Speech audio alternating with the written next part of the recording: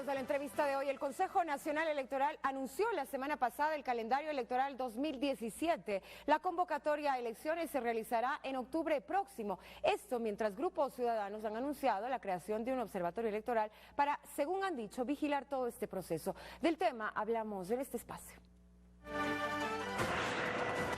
Juan Pablo Pozo, presidente del Consejo Nacional Electoral. Presidente, buenos días, bienvenido. Dos fechas importantes dentro de este cronograma electoral. 19 de febrero, primera vuelta, y de ser el caso 2 de abril, segunda vuelta electoral. Dos fechas que son inamovibles dentro de este cronograma. Efectivamente, Marcela, muy buenos días y gracias por la invitación. Lo que hemos planificado por parte del Consejo Electoral es que un año antes de las elecciones demos a conocer todos los hitos importantes de un proceso electoral en cada una de las etapas, ¿no? Una etapa preelectoral, electoral y postelectoral. Y además de un calendario importante en el cual ya conozcan todos los actores y tengan seguridad jurídica con respecto a esto y preparen sus procesos de democracia interna, inclusive para escoger sus candidatos, participen también de una agenda técnica política. Esto significa que puedan participar de todas las actividades que hace el Consejo, porque efectivamente entendemos que el control social, el control político es absolutamente importante y necesario dentro de un proceso electoral.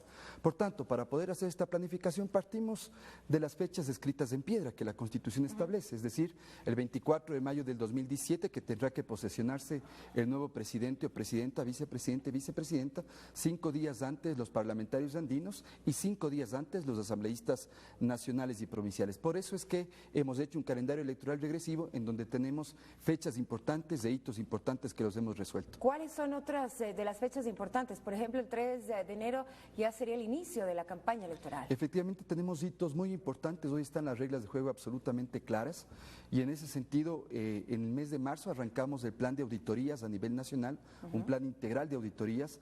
También tenemos, Marcelo, una fecha muy importante que es el 18 de agosto, 6 meses antes del proceso electoral. Hasta esa fecha podrán inscribirse organizaciones políticas que deseen presentar candidatos propios en las elecciones de febrero del 2017. También tenemos, como establece la propia Constitución, 4 meses antes del proceso electoral ya la fecha de convocatoria, que hace un rato mencionó, que es el 18 de octubre.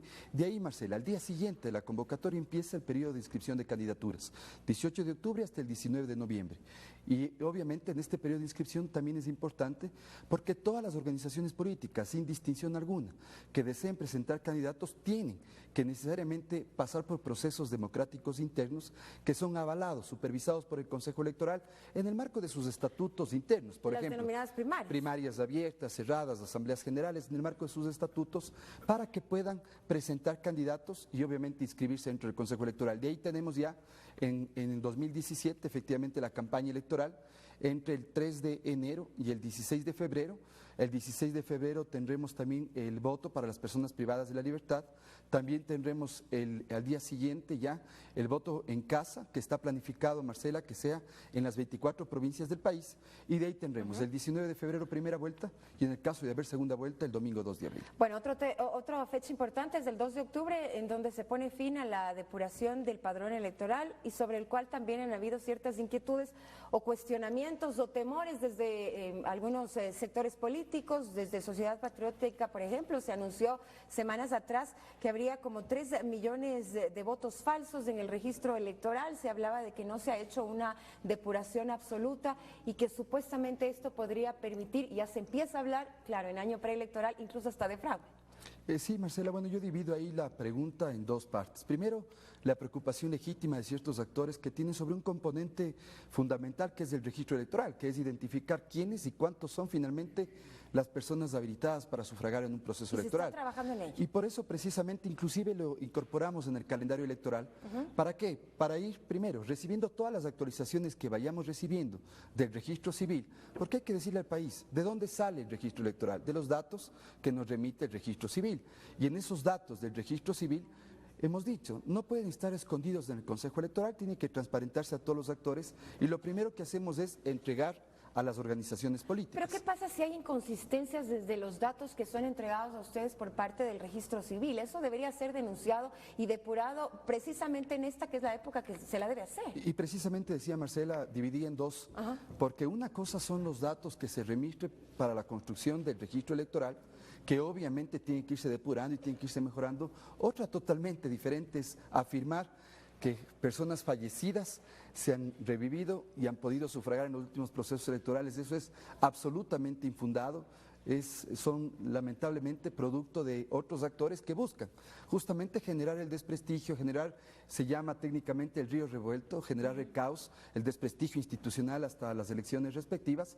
Y obviamente lo que hemos hecho sobre ese caso es, al no tener información que se ha remitido al Consejo, pues inmediatamente documentar los pocos casos en los que se ha hablado para demostrar claramente que son denuncias infundadas. Sobre esos temas también, al hablar inclusive de delitos de acción pública, hemos remitido a la Fiscalía para que se hagan todas las averiguaciones del caso. Nuestro compromiso, Marcela, es en la parte propositiva. Efectivamente, hay datos de personas que han fallecido ya y que están en el registro electoral. Eso no significa que hayan votado. Confundir empadronados con votantes es hacer una comparación que ni siquiera aporta al debate de la democracia. Lo que sí hay que decir claramente, el Consejo Electoral no tiene la capacidad en el sentido de que si está remitido por el registro civil una persona cuyos familiares no han inscrito su partida de defunción, claro, obviamente se incluye dentro del registro electoral. Haremos todos los esfuerzos en la parte propositiva, en la parte constructiva, de tener un registro electoral totalmente depurado, hoy ya no cada 3 meses técnicamente, sino cada mes. Hemos tenido reunión el día de ayer inclusive con el director del registro civil para ir recibiendo esta información mes a mes, irla auditando, bueno, y supongo irla que comparando. eso ayudará también, ¿no? Sin duda, es un pilar fundamental del proceso y por eso hemos incluido, Marcela, en el calendario electoral, con 2 temas importantes. Incluimos fecha de publicación del registro, hicimos una fecha de corte del registro, luego habrá un periodo normal de corrección que exista y luego de eso nuestro compromiso es que este registro electoral se publique en los medios de comunicación y que todos los actores conozcan finalmente con qué registro iremos al 2017. Fernando, desde Guayaquil. Buen día, presidente. Sin embargo, el hecho de que existan en el padrón personas nacidas en 1843, en 1882, en 1889, no hace sino dejar la puerta abierta al cometimiento de irregularidades o al menos a las suspicacias. ¿Cómo se piensa? Además, que ha habido tiempo más que suficiente para depurar estas fechas del padrón. Cuéntenme cómo van a hacer esta depuración y cómo van a acompañar justamente estos partidos políticos que tienen severas dudas en el trabajo del Consejo, toda esta auditoría. Gracias, Fernando. Es que lo que tú señalas ahí no es lo correcto.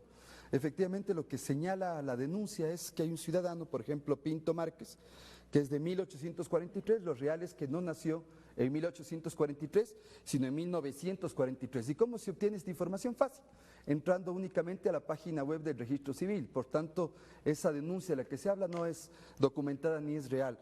La otra persona, C.M. Velázquez, habla de que nació en 1853, los reales que nació en 1953. Y así Espinosa en 1882, los reales que nació en 1982. En mi caso nací en 1978, yo tengo 37 años, pero según el denunciante seguramente tengo 137 años. Por tanto, todas estas cosas son absolutamente infundadas, equivocadas.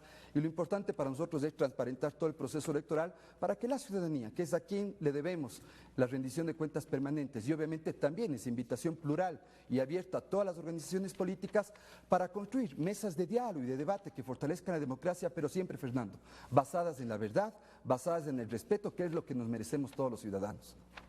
Pero aún usted como presidente debe sentarse aún con quien no hable desde la verdad, con quien no hable desde el respeto. ¿Cómo van a acompañar justamente que esas asociaciones políticas, esas organizaciones políticas que no sienten respeto por el trabajo del Consejo, cómo piensan hacerlas acompañar todo este proceso de auditoría para que al final del día, cuando ya presentemos candidaturas, estemos todos satisfechos con el padrón? Bueno, nosotros a esas posiciones, nuestro compromiso y nuestra respuesta será más información, más respeto, más tolerancia, pero siempre exigiendo que el compromiso sea justamente en la verdad y en el respeto.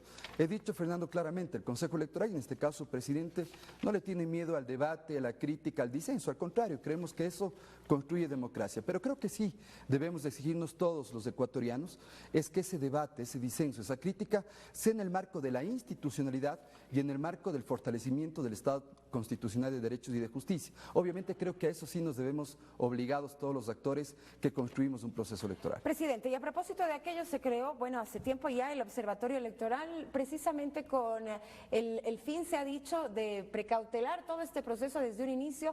¿Ustedes están dispuestos también a colaborar con aquellas personas que probablemente disienten o cuestionan también varias de las decisiones que se toman desde el Consejo Electoral? Sin duda, Marcela, yo creo que todo lo que sea en el marco justamente de eso, de transparentar un proceso electoral, será bienvenido.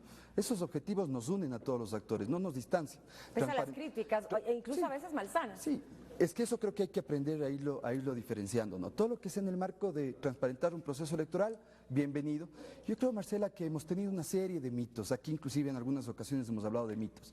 Cuando fue la crisis de las firmas, el mito de que era un invento del CNE para dejar un partido único. ¿Cuál es la realidad?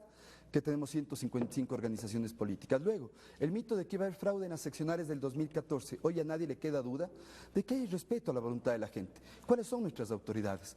Más de 5.000 autoridades electas que son el reflejo de la más amplia pluralidad política de este país. Inclusive con denuncias como las planteadas la semana pasada, están poniendo en entredicho a las autoridades que fueron electas en el 2014. Y un tema, presidente, que sin duda también es garantía para los ciudadanos y para las propias organizaciones políticas, que tiene que ver con lo que ustedes han ofrecido, el conteo rápido. Sí, bueno, esos son temas positivos. Yo creo ahí, Marcela, que hay que decir también al país. El Consejo Electoral sin duda tiene fortalezas que inclusive ha servido para apoyar a República Dominicana, apoyar a Paraguay, apoyar a Bolivia en buenas prácticas electorales, pero sin duda también tiene debilidades de anteriores procesos electorales. ¿Cuál es nuestra obligación? La razón de ser de todo organismo electoral es mejorar sus prácticas electorales y en eso convertir esas debilidades en fortalezas. Un tema fundamental, el escrutinio.